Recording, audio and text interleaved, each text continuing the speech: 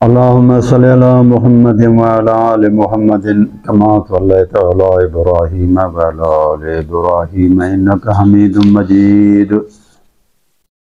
अल्लाहुम्मा बारिक अला मुहम्मद व अला आलि मुहम्मद कमा बारकता अला इब्राहीम व अला आलि इब्राहीम इन्नका हमीदुम मजीद। औज़ु बिल्लाहि समीइल अलीम मिनश शैतानिर रजीम मिन हमज़िही व नफ़्ख़िही व नफ़्सिही वल्काज़िमीनल ग़ैज़ वल आफ़ीना अनिन नास वल्लाहु युहिब्बुल मुहसिनीन। साथियों, ये आयत सूरह आले इमरान आयत नंबर 134 की है। इसमें अल्लाह तबारक व तआला फरमाता है कि मोमिन वो हैं जो गुस्से को पी जाते हैं।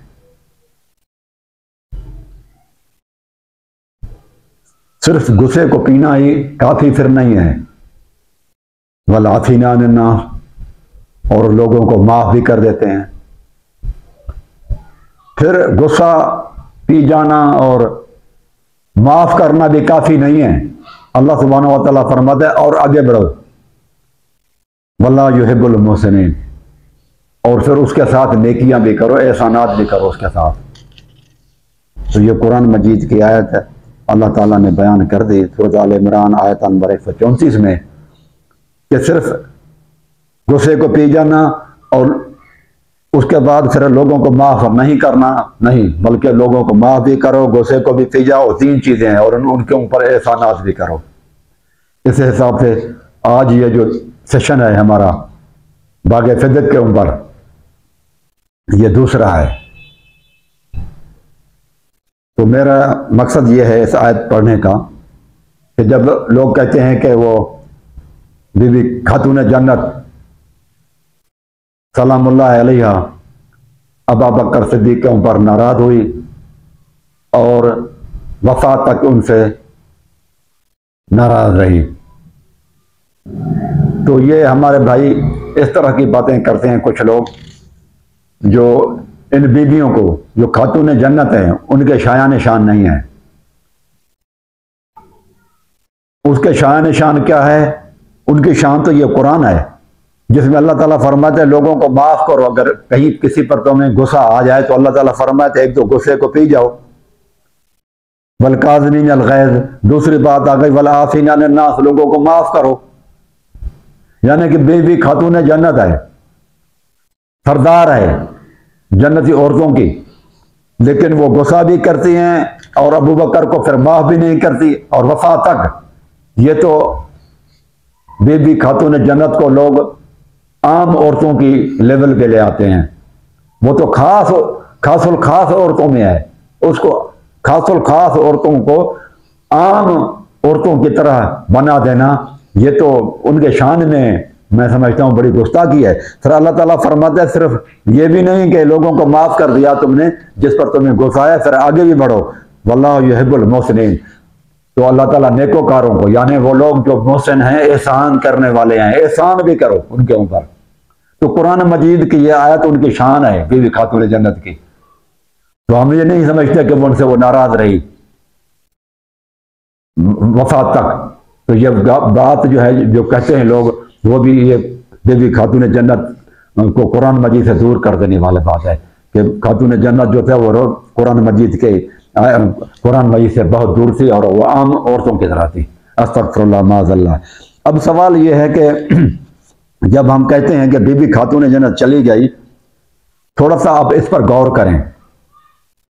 तो जाने से पहले यकीनन हजरत अली रज़ियल्लाहु ताला अन्हु से मशवरा किया होगा घर के अंदर। तो हजरत अली ने 2 मशवरे दिए होंगे। एक, हाँ ठीक है, अबू बकर के पास बागे फदक लेने के लिए आप चली जाओ, मुझे कोई एतराज नहीं है। एक तो ये मशवरा दिया, लेकिन फिर साथ ही खुद भी नहीं जाते उनके साथ, वो अकेली चली आती है। तो ये भी अली रज़ियल्लाहु ताला अन्हु की मासूमियत के ऊपर सवाल है। फिर अगर ये कि अली रज़ियल्लाहु ताला ने कहा कि नहीं जाएं आप, क्योंकि ये अबू बकर ने आपको हदीस बताई है वो सही है, अगर ये मशवरा दिया और फिर भी खातून जन्नत चली गई उनके पास, तो ये शोहर की बिना फरमाने की, तो खातून जन्नत के मासूमियत के ऊपर सवाल उठेगा। फिर कुरान मजीद भी औरतों के बारे में कहता है, सूरत अहज़ाब आयत नंबर 33 है, 33 है, वकरन फी बुयूतिकुन्ना, अपने घरों में औरत को चाहिए कि अपने घरों में करार पकड़े। तो वो अपने घरों में नहीं रही बल्कि अदालत में चले गई, हजरत अबू बकर के अदालत में। तो इस हिसाब से भी देखा जाए तो ये मासूमा नहीं रहती बीबी खातून जन्नत। तो सवाल ये है कि इन अहादीस पे बंदा गौर करे, जो लोग कहते हैं कि वो किस तरह की बातें करते हैं और फिर उन बीबियों को क्या से क्या बनाते हैं। तो ये अल्लाह तबारक व तआला ने, अब हम ये देखेंगे आज कि ये जो मीरास थी जो रसूलुल्लाह सल्लल्लाहु अलैहि वसल्लम का था, बाग सदक़ जो रसूलुल्लाह सल्लल्लाहु अलैहि वसल्लम के कब्जे में था, जो यहूदियों की बस्ती थी और उनके बागात थे। फिर यह है कि ये रसूलुल्लाह सल्लल्लाहु अलैहि वसल्लम ने बीबी खातून जन्नत को दे दिए थे, यानी कि थोड़ा सा इलाका था। और खातून जन्नत को अगर आप देखें कि पहले रसूलुल्लाह सल्लल्लाहु अलैहि वसल्लम के वक़ात बाद ये शिया किताब है फुरू मिनल काफी, किताब फुरू मिनल काफी से है, ये तहरान से है। इसमें क्या लिखा हुआ है कि बीबी खातून जन्नत को काल सअलतुहु अनिल हितान सबअत अल्लती कानत मीरास रसूलुल्लाह सल्लल्लाहु अलैहि वसल्लम फातिमा, कि रसूलुल्लाह सल्लल्लाहु अलैहि वसल्लम के वफात के वक्त जब रसूलुल्लाह सल्लल्लाहु अलैहि वसल्लम को 7 बागात अता किए थे, 7 बाग थे, यानी कि वो कोई गरीब नहीं थी खातून जन्नत। रसूलुल्लाह सल्लल्लाहु अलैहि वसल्लम के 7 बाग थे। दूसरी किताब में फुरू काफी में है, उनके नाम तक बताए गए हैं कि उन बागात के नाम ये थे। लेकिन ये किताब है, आप देखें फुरू मिनल काफी है, इसमें ये जिल्द नंबर 7 में है। 7वें जिल्द में लिखा है कि 7 बागात सबत अल्लती कानत मीरास रसूलुल्लाह ले फातिमा, कि फातिमा रज़ियल्लाहु ताला अन्हा को रसूलुल्लाह सल्लल्लाहु अलैहि वसल्लम ने वक़्फ़ करके दे दिए थे ये 7 बाग। और दूसरी तरफ आप अल्लाह के बंदे देखें और वो बताते, उनको ये जो है ना पूरा मकसद है कि परेशानी का आलम दुनिया में फैलाया हुआ है कि बीबी खातून जन्नत जो है ना वो अपने बाप की मीरास मांगने गई तो अबू बकर ने उनको नहीं दिया। अल्लाह के बंदो ये भी तो देखो कि अबू बकर उस वक्त मुजरम ठहरता, अगर वो अपनी बेटी को देता, आयशा सिद्दीक़ा को देता, तो फिर तो कोई एतराज़ करता तो फिर तो ठीक है। फिर हजरत उमर जब खलीफे बने तो वो फिर अपनी बेटी बीबी हफ्सा को, जो रसूलुल्लाह सल्लल्लाहु अलैहि वसल्लम की बीवी हैं, अबू बकर ने अपनी बेटी को नहीं दिया और हजरत उमर ने अपनी बेटी बीबी हफ्सा को भी नहीं दिया। अगर वो देते तो फिर कहा जा सकता था कि रसूलुल्लाह सल्लल्लाहु अलैहि वसल्लम की बेटी को वापस कर दिया, अपनी अपनी बेटियों को बागात में रसूलुल्लाह सल्लल्लाहु अलैहि वसल्लम बागे फिदक में हिस्सा दे दिया। बागे फिदक में जो हिस्सा है वो सिर्फ अकेला लड़की का तो नहीं होता ना, बाप के मीरास में हिस्सा सिर्फ लड़की अकेले का नहीं होता, बेटों का होता है, बेटियों का होता है, बीवियों का होता है। फिर और कोई बेटी तो आई नहीं, चलो वो उनकी पहले वफात हो चुके थे, लेकिन बीवियों में से भी कोई नहीं आई, कोई बीबी रसूलुल्लाह सल्लल्लाहु अलैहि वसल्लम की बीवी नहीं आई कि हमें चाहिए। हालांकि ज्यादा हालत कमजोर, ज्यादा गुर्बत तो रसूलुल्लाह सल्लल्लाहु अलैहि वसल्लम की अम्मा आयशा सिद्दीक़ा के ऊपर थी और वो हजरत उमर के बीवी बेटी के ऊपर थी। रसूलुल्लाह सल्लल्लाहु अलैहि वसल्लम के घर वाले ज्यादा परेशानी के आलम में थे, उनके पास कोई बाग नहीं था। अबू बकर ने तो जंग तबूक में सारा माल रसूलुल्लाह सल्लल्लाहु अलैहि वसल्लम के हवाले किया था, तिरमिज़ी की रवायत है वो। अल्लाह के रसूल सल्लल्लाहु अलैहि वसल्लम ने फरमाया ए लोगों माल ले आओ, तो अबू बकर सारा कुछ ले आया। तो अबू बकर के बाद रसूलुल्लाह सल्लल्लाहु अलैहि वसल्लम ने उनसे पूछा, या अबा बकर इन्मा अब कह तले अहल का, ए अबू बकर तू अपने अहल अयाल के लिए क्या छोड़ कर आए हो? तो कहता है अब कह लहुमुल्लाह व रसूल, मैं उनके लिए अल्लाह और रसूल छोड़कर आया हूं। वो तो कुछ भी नहीं उन्होंने करा। इधर से बाप के पास भी कोई प्रॉपर्टी नहीं है, आयशा सिद्दीक़ा के, रसूलुल्लाह सल्लल्लाहु अलैहि वसल्लम ने भी कुछ नहीं दिया। तो मसला था उनका है बहुत ज्यादा। फिर ये आप देखें अल्लाह के बंदो के वो जो थे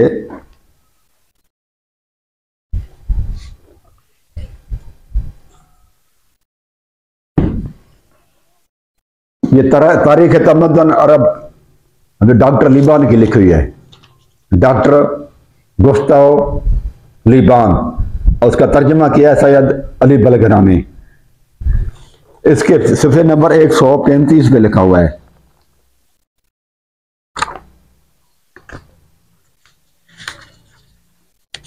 कहते हैं कि अबू बकर जब वफात पा रहा था, हजरत अबू बकर ने अपनी वफात के वक्त कुल 3 चीजें छोड़ी, 3 चीजें छोड़ी थी। एक जोड़ा कपड़े का जो आप पहनते थे, एक ऊंट जिस पर आप सवार होते थे, और एक गुलाम जो आपकी खिदमत करता था। ऐन हयात वो बैतुल माल से कुल 5 दिरहम रोजाना अपने अजूके के लिए लिया करते थे। ये हुआ हजरत अबू बकर का। ऐसे लोग किसी का हक छीनेंगे, किसी के साथ जुल्म करेंगे, जिन्होंने हर चीज रसूलुल्लाह सल्लल्लाहु अलैहि वसल्लम के सामने पेश कर दी हो, पूरा कुछ घर में न रखा हुआ हो, अपनी औलाद की कुर्बानी, माल की कुर्बानी दी हो, ऐसे लोगों को ऊपर तहमत लगाना ज़ेब नहीं देता। ये अंग्रेज एक राइटर लिखता है, तहकीकात के मौरख है, तारीखदान है, वो ये लिखता है कि 3 चीजें सिर्फ छोड़ी अबू बकर ने वफात के वक्त, एक गुलाम, एक ऊंट और एक जोड़ा कपड़ा जो आप पहनते थे। फिर हजरत उमर के लिए लिखते हैं कि हजरत उमर बेवर उसके कि अफवाज इस्लाम के बेशबा गनीमतों में से हिस्सा लें, यानी कि बेशुमार, जिनको गिना भी नहीं जाता, इतनी उसके पास गनीमतें थी। लेकिन जब मरते हैं तो माँ से एक ओबा के मालिक थे, सिर्फ एक जोड़ा कपड़े का है, ओबा है, जिसमें मुतअद्दिद पेवंद थे, और उसमें वो पेवंद लगे हुए थे, और आप रातों के मसाजिद की सीढ़ियों पर गुरबा के साथ सोया करते थे, गरीबों के साथ रहने वाले थे। ऐसे लोगों के ऊपर तो ऐसे लोग फ्रॉड करेंगे, धोखा करेंगे, अदल इंसाफ से हट जाएंगे किसी के साथ, और वो भी रसूलुल्लाह सल्लल्लाहु अलैहि वसल्लम की बेटी के साथ करेंगे। ये यानी अंग्रेज मान गए कि वो इंतहाई शरीफ नफ्स लोग थे, दुनियादार नहीं थे, उनमें बहुत ज़ुहद था। ज़ुहद की माना यह है कि दुनिया से बेरग़बती। देखा आपने, एक काफर भी लिखता है कि अबू बकर और उमर में बेहद हिसाब दुनिया से बेरग़बती थी। तो वो फिर किस तरह से हक बनता अगर बीबी फातिमा तो ज़ोहरा का वो उसको ना देते, उसी वक्त उन्होंने दे दी थी। 7 बाग होने के बावजूद अगर बीबी फातिमा इस पर इतना नाराज हुई है तो ये ज़ुहद के खिलाफ है। बीबी फातिमा तो ज़ोहरा खातून जन्नत के ज़ुहद के खिलाफ है। इसका मतलब तो उसके अंदर अभी दुनिया की मोहब्बत रची बसी थी। 7 बागात होने के बावजूद भी वो सारी जिंदगी यानी कि इनके बुकले अलतशद के कलाम नहीं किया, बातचीत भी नहीं की, और वसीयत कर गई कि अबू बकर को मेरे जनाजे में भी शरीक नहीं होने देना है। ये कुरान मजीद के भी खिलाफ है और ज़ुहद के भी खिलाफ है।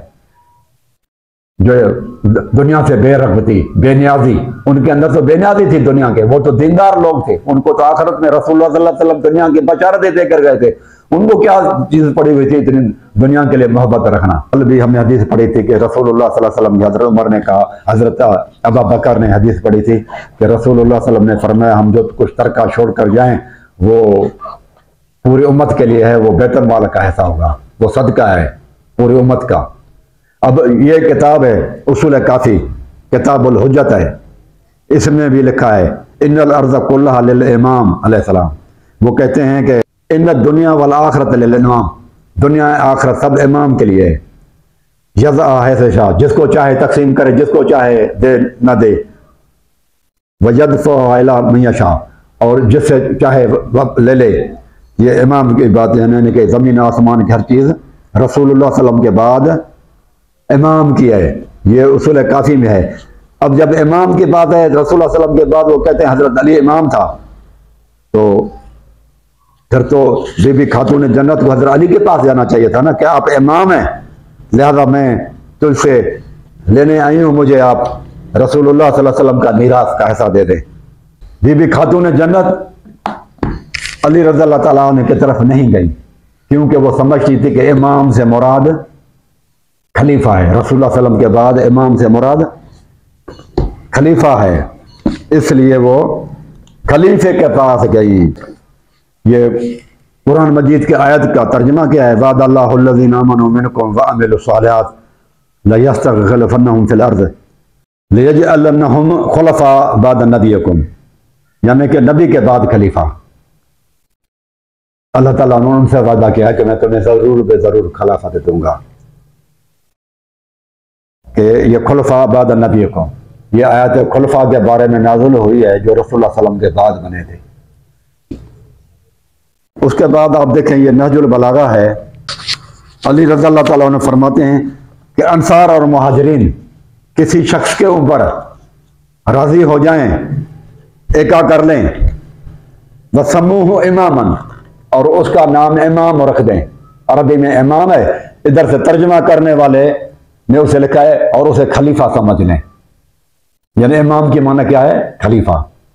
कि रसूलुल्लाह सल्लल्लाहु अलैहि वसल्लम के बाद वो मिल्कत जो रसूल की है वो खलीफे की तरफ मुंतकिल हो जाएगी। इमाम की माना खलीफा है। ये किताब है नहजुल बलागा में हजरत अली रज़ियल्लाहु ताला अन्हु मुफ्ती जाफर हुसैन ने तर्जुमा किया हुआ है, आप इसमें भी आप देख सकते हैं। यह है कि दरख्त कितने थे, ये लिखा हुआ है वकान फिहा बिज़त अशर नखलतन गरसा रसूलुल्लाह बियदी। ये इसमें 20 से ज्यादा दरख्त थे जो है फिदक, जो है ना बाग फिदक में कितने दरख्त है? नखलतन, वो भी खजूर के दरख्त है, नखला कहते हैं खजूर के। 20 से ज्यादा खजूर के दरख्त है। ये किताब है एहतजाज तिब्रिसी और ये सफ़ा 120 है। कल तो आपने हदीस हमने पढ़ी थी कि औरत के बारे में, तो वो शिया भाई कहते हैं कि औरत के लिए जो है ना वो कोई सालतू अन्निसा मा लहुन्ना मिनल मीरास, क्या इमाम जाफर सादिक से पूछा गया कि औरत के लिए मीरास है, कोई हिस्सा है? तो उन्होंने कहा नहीं, फला मीरास लहुन्ना फीह, उसमें जो है ना वो अमल अर्ज वल अकारात, अकारात और जमीन में उनका कोई भी हिस्सा नहीं है। पहले तो शिया भाई अपनी किताबों को पढ़े ना, उनमें क्या लिखा हुआ है, उसके बाद फिर अबू बकर वगैरह पर और उमर रज़ियल्लाहु अन्हु पर जरा करें। तो आज हमने ये साबित किया कि ये जो है ना हक सिर्फ और सिर्फ रसूलुल्लाह सल्लल्लाहु अलैहि वसल्लम के बाद इमाम का हक है। और नहजुल बलागा में आपने देखा कि इमाम से मुराद खलीफा है, तो खलीफे का हक बनता है। अब कल वाली इंशाल्लाह जो आखिरी होगी उसमें कुरान मजीद की आयत जो है ना सूरत हशर के, उसमें देखेंगे कि किन किन को ये जो है ना बाग फिदक जो है ना ये थेगा माल, ये किन किन में जो है ना तकसीम किया जाए और किसी को दे दिया जाए या उसकी जो आमदनी है वो बांटी जाए। आमदनी बांटनी है या उसको जो है ना वो मीरास में तकसीम कर देना है। इस पर इंशाअल्लाह कल करेंगे। अक़ूलु क़ौली हाज़ा अस्तग़फ़िरुल्लाह।